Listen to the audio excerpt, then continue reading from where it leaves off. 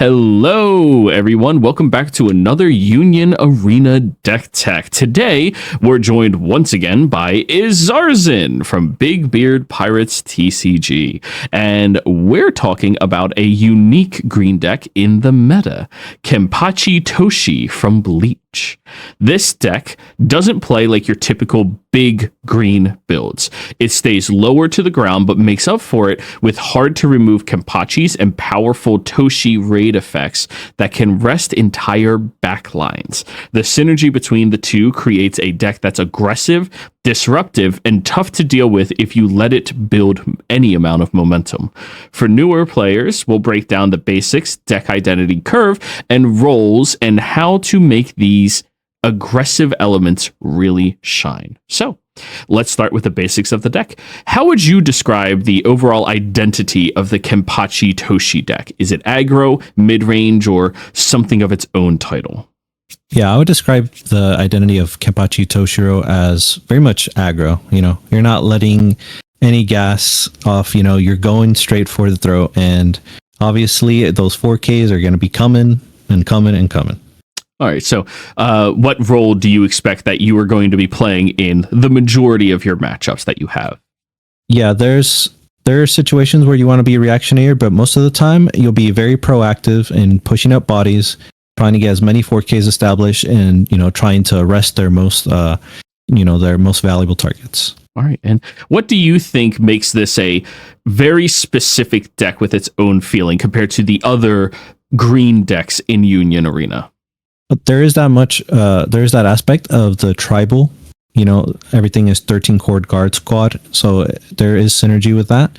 I believe, with the Toshiro specifically, you're getting that rest, and that rest on the energy line. Once you have 6 others, it can be very effective. They can't really push up and do damage. And even with like two cost active energy generators, they have to fear the fact that I have a Toshiro.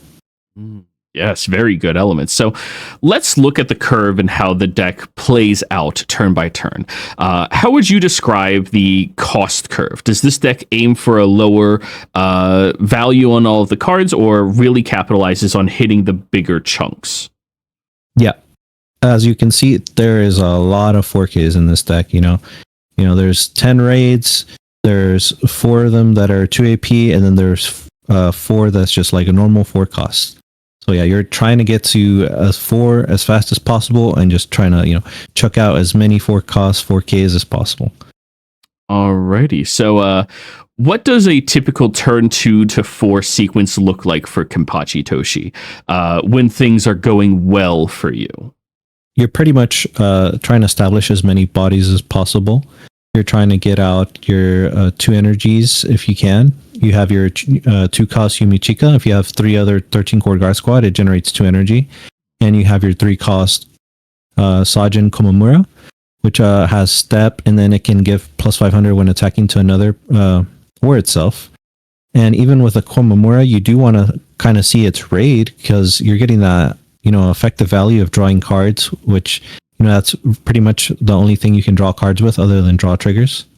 But yeah, you're pretty much trying to establish that 2 energy line, and then go for 4K bodies. And even like the aggressive KENPACHI will do very well early on with the damage too. Yes, very good cards. So let's go over some of these key cards and how they work together. There's a lot of sub-synergies inside of this deck. How about the KENPACHI package? Can we talk about all of the different cards that synergize with KENPACHI itself in this deck? Yeah, pretty much with the onset of Volume 2, KENPACHI has become a very integral part of the, the green deck, especially with the new raid. So now we do have a 0 cost 2K with an active trigger.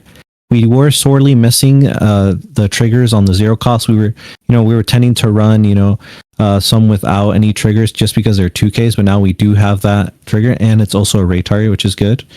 And knowing now that we have this raid, it is kind of like the same as the 4 cost 4K from before in Volume 1, but it has a lot of benefits being able to raid on top of the 4 cost 4K. So right now, just raiding it with anything, it is not affected by any BP reducing effects, and it gains Impact 1.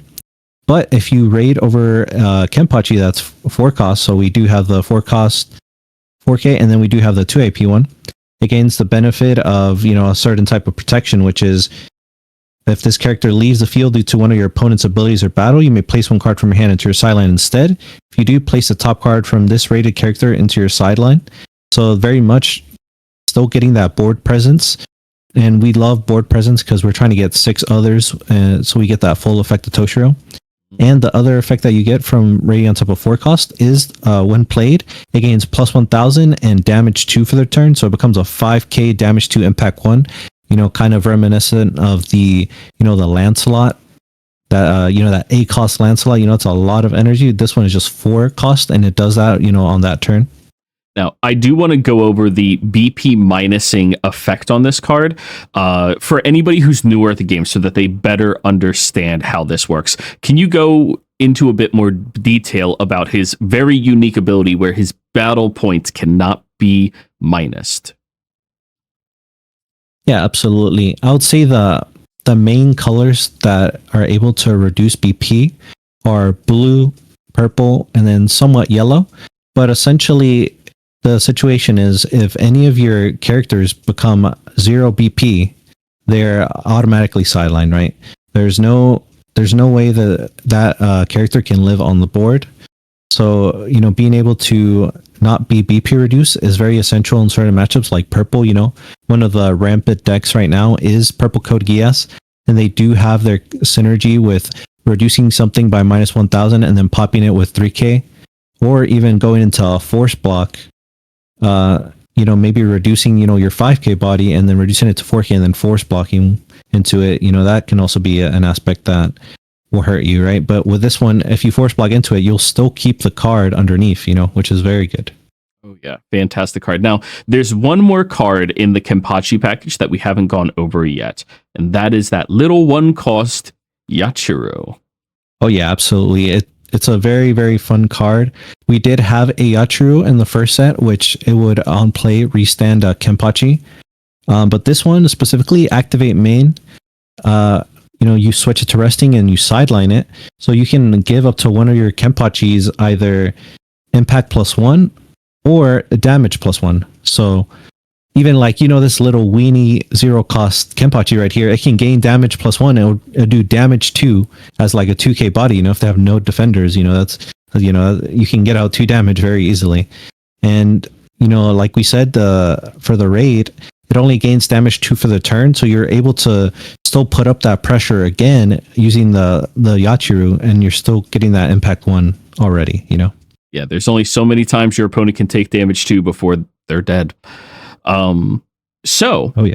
Going over all of that, can we now shift gears a little bit and start talking about the Toshi package here? Though it is much smaller by comparison, we do have a unique aspect to it other than what we had in Volume 1. Yeah. Other than the Volume 1 cards that we have already, which is the 0 cost and the 4 cost raid, we do have this new card that I would say is one of the most important pieces, which is this 1 cost Toshiro. Mm-hmm. So when played, if you have 6 or more other 13 cord guard squad on your field, you may place 1 card from your hand into your sideline. If you do, add up to 1 Toshiro Hitsugaya card from your sideline to your hand. That means that we get our Toshiro raid back. One of the most important aspects of being able to control the board, just gets right back into your hand, and you're not worrying about having to search for another one in your deck.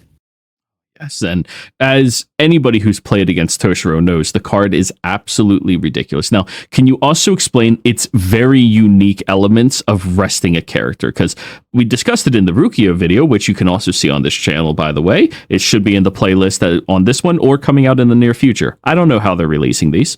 But can you talk about this unique rest effect on Toshi? Yeah, absolutely. Honestly, one of my favorite cards in the game.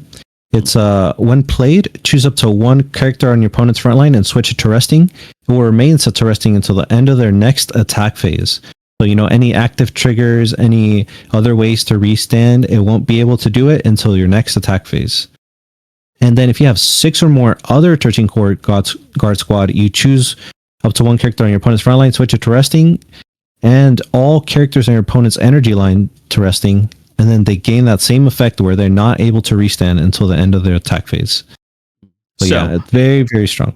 yes, incredibly strong. And since we have a judge here, how about we just go over it right now? What happens if something was rested with Toshi and your opponent hits an active trigger off of life?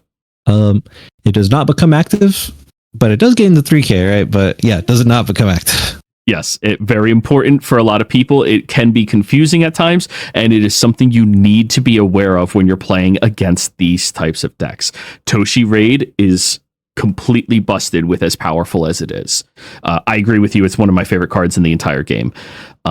Now, going off of all of that, we do have one other raid target in the deck that you're only playing as a 2 of. Can we go over this guy a little bit?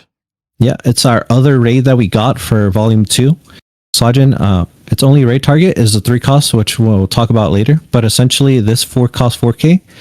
So it says at the start of your turn, place the top card from this rated character into your sideline.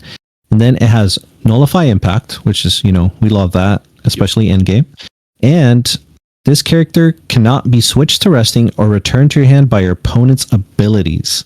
So that's very strong, when you're getting into the end game and people are trying to, get that last life in, this card will be like your bulwark against that. And very much an underrated aspect of it is when played, draw 2 cards. This deck, it's kind of suffering from not getting a lot of card draw. So this kind of supplements that approach.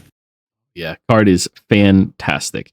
I am in love with how good it is. But there's one other of these top end cards as well. I know we're talking about a lot of different cards in this deck, but you seem to be playing. It's not in my personal list, but I have been trying my hardest to fit it in somehow. Shinji, another powerhouse in the game. Yeah, very much so. And that altar looks amazing, so I'll eventually be trying to get that card. Absolutely. So as we see here, it is a 4 cost 2 action card, a 4K, and it's a draw trigger. So when played, you choose up to one of the following. If he's on the front line, either you do like the Super S effect from One Punch Man, which is choose 2 characters with 2K or less BP, and whose BP are the same on your opponent's front line and sideline them. So, if they're 1500, they both get sideline. If they're both 2K, they both get sideline, and so on and so forth. And then we have the second effect. So choose up to one character with 3K or more BP. That's very important there. More BP on your opponent's front line, switch it to resting, then you switch this character to active. Yeah, I would say that second effect is very insane, especially in a meta where we are seeing yellow Saitama and green Saitama. Those things make it so that you're having to, rest anything that's 3K and above. Very insane. Oh, absolutely. The card is such a powerhouse. It has a pseudo rush effect to be able to untap and play. I will say the only downside to this card is it's not a get trigger, but drawing cards is still going to be good in any green deck, especially when you have just a bigger value on everything you play than the average deck does. So how about we roll this back a little bit and start discussing what your ideal setup looks like? What is your 2, 3, 4 to allow you to start really slamming into your opponent and taking over the game? Yes. So we are wanting to get our initial curve out before, we start spamming those 4K bodies. So we do want to see potentially, the 0 cost Itsugaya, just because it is, one of the few raid targets for, our Toshio raid. So that one is a good card to have. And then we do want to establish that Yachiro early, because we do have to switch it to resting to get that benefit. So those are 2 cards I'm kind of seeing. The 1 cost Toshiro, it's more of like a late game card. It's still good because it's a 2500, so it can still deal effective damage early, but you kind of want to keep that in your hand. And then, like how I feel about all decks, you do want to establish that 2 energy body early. So, that Yumichika or that Sajin, you want to get those out early so you're able to push out other things and still be able to, play effective energy. So after that, if you have your Sajin, you kind of want to get that Sajin raid because, you're drawing 2 cards, you're getting that 4K body in, and then, if they don't, remove it, you're able to remove the raid card on top and then just step this Sajin back for your energy. Yes, that interaction is another unique one that I had to look up inside of the official Discord for judges. Since you sideline the top Sajin first, then you draw for turn, then you can step your Sanjin back. Insane ability on the card to be able to not lose any momentum on your energy line. Yeah, agreed. Now, what is your ideal turns that you think will really be able to close out the game? Say you and your opponent have gone back, you're both pushing each other, you're both down to about 2 life. What is your ideal late game turn that you think this deck is very easy to make happen in order to just go, I'm winning right now? Absolutely. I will say, in terms of trying to get that effective damage through, you're trying to reduce the amount of blockers they have. One of those key cards is very much the Toshiro. It does, reduce, rest one thing. And also the Shinji also does kind of the same thing, a 3K or above, which is pretty great too. So those 2 cards are very key and able, in order to get out that, that last 1 or 2 damage. And you're also wanting, impact. So we do have our Kenpachi here. We do have 2 different Kenpachis, but the raid, is basically the one that you can get out in a sort of pseudo rush fashion. So this one, impact 1. And another aspect of the Yachuru card, you kind of want to keep this as a late game piece too, is it does give impact +1. So when you're raiding this, it's damage 2, impact 1. And then you rest this card, sideline it. Now you give it impact +1. It's impact 2, damage 2, guaranteed damage. Guaranteed 2 damage. No matter what your opponent does, it's going to be 2 damage, barring a nullify impactor, but still. Yeah. But, that's what we got the Toshiro and the Shinji for. Yeah, no. You're not blocking, sir. Just yeah, exactly. All right. Well, I think that covers most of this. What do you think is going to be a harder matchup for a deck like this to play against? Anything aggressive, something more control-based, or do you think that it just doesn't really have that many bad matchups yet? I don't think it has too many bad matchups now, because the aspect of we gained a lot of protection effects on our key bodies. So this one, the Kenpachi, has a good protection effect. Obviously, you do need the 4 cost underneath. So if you have the 0 cost, it just is a impact 1 4K body. It still has the BP can't be reduced on the 0 as well. Yes. Yeah. Also as well. Yeah. That protection is also pretty key. So I would say the only problem would be, I guess, things that can outvalue you in a sense. So, kind of any blue decks that can draw a lot is, they can outvalue you in terms of bodies, because, at some point you're getting to like turn 4, turn 5, you tend to have to, AP draw, so you're not getting out as many bodies as possible. But honestly, this deck, it's trying to end the game pretty fast too. So I would say that it still has favorable matchups against most of the competition. Oh, fantastic. So big thanks again, Izarzin. Why don't you shout yourself out over on your channel for us, please? Yeah, absolutely. So I am a member of Big Beard Pirates TCG. We do a lot of UA content, and we do a lot of other Bandai stuff too. But right now we're doing a lot of masterclass guides, is what we say. So basically, trying to get into key combos for certain decks. Like right now, we recently did Blue Bleach, we've done Blue SAO, and then we might get into Green Asta, just because that's one of the decks that seem very fun to me. So I'll be putting out a video for that as well. Fantastic. And I'm ProDMJoey. I'm doing this for fun. I mostly do D&D content on my channel, but I do also have an obsessive personality that makes me want to interview people and learn more about this game that I am absolutely in love with. Thank you very much for sitting down with us, and thank you everyone for watching. Don't forget to like, comment, and subscribe to our channels, which are down in the description below, and to this channel for more deck tech videos in the future. Thank you very much. Goodbye.